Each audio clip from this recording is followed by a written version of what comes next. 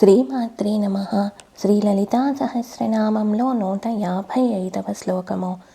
బ్రహ్మాని బ్రహ్మజననీ బహురూపా బుధార్చితా ప్రసవిత్రీ ప్రచండాజ్ఞా ప్రతిష్ఠా ప్రకటాకృతి.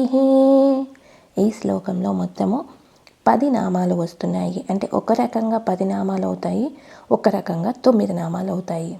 ఎలాగో చూద్దాం.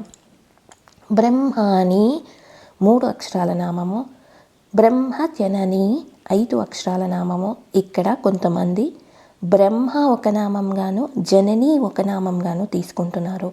అప్పుడు బ్రహ్మ 2 అక్షరాల నామం అవుతుంది, జనని 3 అక్షరాల నామం అవుతుంది.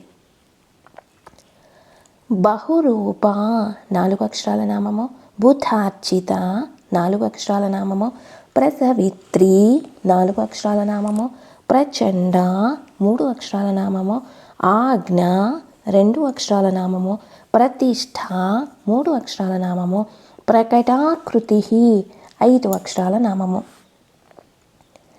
శ్రీ బ్రహ్మాణ్యై నమః, శ్రీ బ్రహ్మణే నమః, శ్రీ జనన్యై నమః, శ్రీ బహురూపాయై నమః, శ్రీ బుధార్చితాయై నమః, శ్రీ ప్రసవిత్ర్యై నమః, శ్రీ ప్రచండాయై నమః,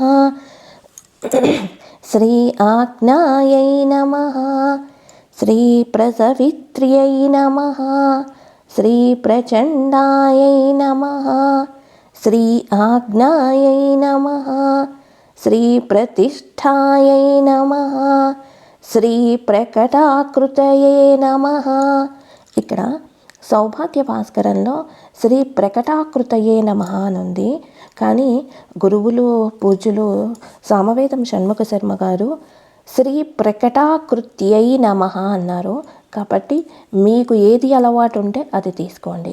శ్రీమాత్రే నమః. శివాయ గురవే నమః. లోకా సమస్తా సుఖినో భవంతు.